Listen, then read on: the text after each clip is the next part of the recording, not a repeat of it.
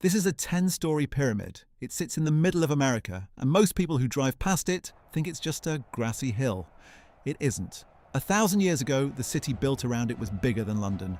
Tens of thousands of people, trade routes that crossed an entire continent, pyramids rising straight out of the floodplain. And then, every last one of them was gone. We don't even know what they called themselves. You've never heard their name. And that's not an accident, because we tried to erase it. This is the story of Cahokia, and by the end you'll wonder how a city this size could ever be forgotten. Let's go back to the year 1050. While Europe is stumbling through the Middle Ages, something extraordinary is happening on the banks of the Mississippi River, right next to where St. Louis sits today. A city is exploding into existence. Not a village, not a town, a real planned city with neighborhoods, public plazas, and a population that may have reached 20,000 people.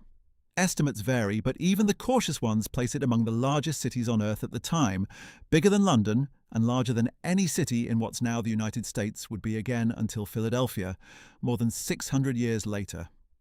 And at its center stands something that still makes no sense when you see it. A pyramid. It's called Monk's Mound. And its base covers more ground than the Great Pyramid of Giza.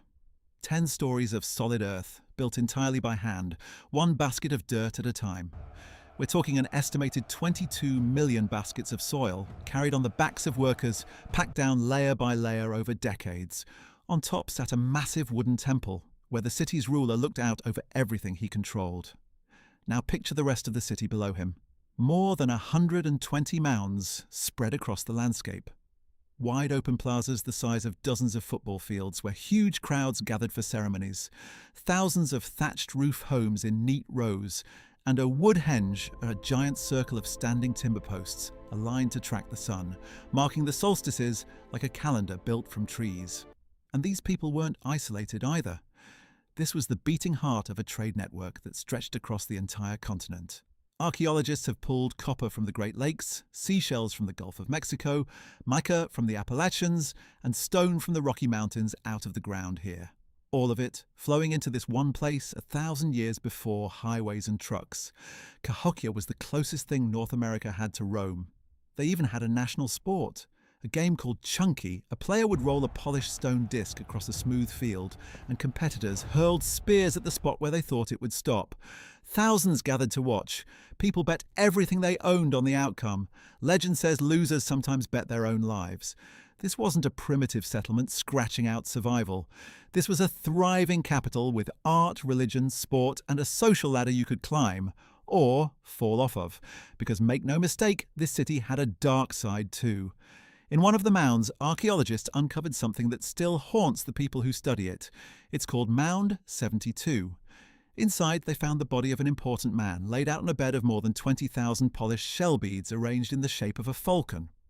A powerful ruler, clearly. But he wasn't buried alone.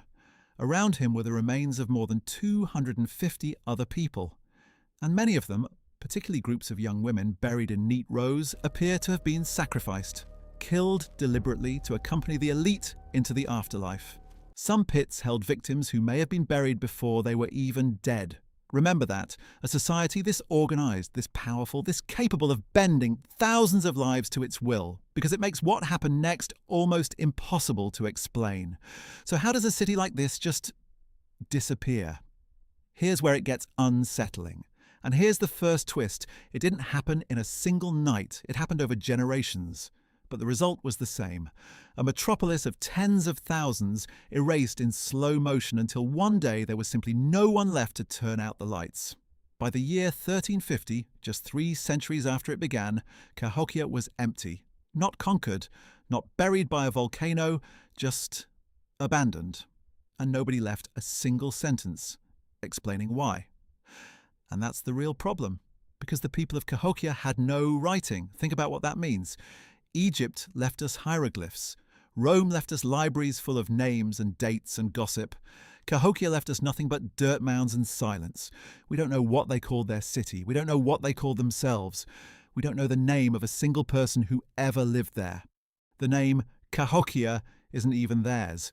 It comes from a completely different tribe that wandered into the empty ruins centuries later, long after the original city was already dead. So we're left guessing. And the theories are genuinely chilling. Theory 1, they destroyed their own environment.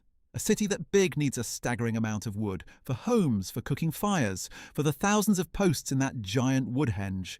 Strip the surrounding hills of trees and the soil stops holding water. Rain that used to soak into the ground starts rushing downhill instead, which leads straight to Theory 2, floods. Researchers studying the ancient layers of mud have found evidence of major flooding from the Mississippi right around the time the city began to decline. For a civilization that fed 20,000 people by farming the river's floodplain, a few catastrophic floods aren't an inconvenience. They're a death sentence. Theory 3. The climate itself turned against them. Studies of tree rings and sediment point to a series of long, brutal droughts sweeping the region in the 1100s and 1200s. No rain means no corn. No corn means no way to feed a city the size of a small modern town. People don't stay where they're starving. And Theory 4, the quiet one that should bother you the most. Maybe it just fell apart from the inside. Picture it.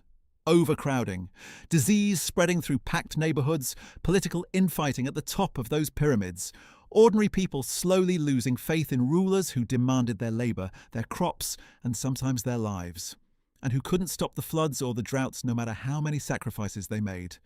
Sometimes a society isn't destroyed by an enemy. Sometimes it just stops believing in itself and walks away. The truth? It was probably all of it at once. A slow-motion collapse where the climate, the environment, and the society all failed together, until one day the last family closed the door of the last house and left the greatest city in America to the grass and the wind. But here's the part that genuinely keeps me up. It didn't just get abandoned, it got erased. When European settlers pushed west and saw these enormous earthen mounds, most of them flatly refused to believe that Native Americans could have built something so massive. So they invented fantasies instead.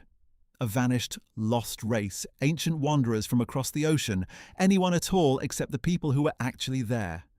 The real builders were written out of their own history, replaced by myths, because the truth didn't fit the story people wanted to tell.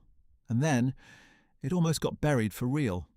As St. Louis boomed, those ancient mounds were treated like inconvenient piles of dirt in the way of progress.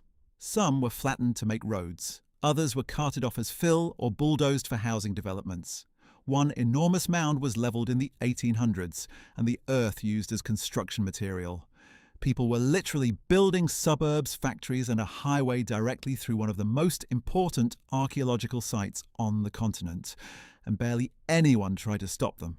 One of the largest cities of the ancient world, a place that rivaled the great capitals of Europe, and we paved over chunks of it for roads and parking lots because we'd forgotten it ever existed.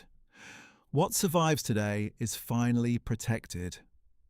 You can climb the steps to the top of Monk's Mound and look out across the river toward the skyline of modern St. Louis in the distance. Two great cities, 1,000 years apart, standing on the same river, staring at each other across the centuries. And almost nobody driving past on that highway has the faintest idea that they're looking at the grave of an empire. So the next time someone tells you the great ancient cities were all in Egypt or Rome or Greece, remember Cahokia. Remember that there was a metropolis in the middle of North America with pyramids and plazas and astronomers and 20,000 people. Remember that it vanished without leaving a single word behind and that we very nearly let it disappear a second time. Some cities are destroyed. This one was forgotten. And that might be the scarier way to go. If you want more stories about the places history tried to erase, subscribe. There are far more of them than you'd ever think. And the next one is waiting right here. See you next time.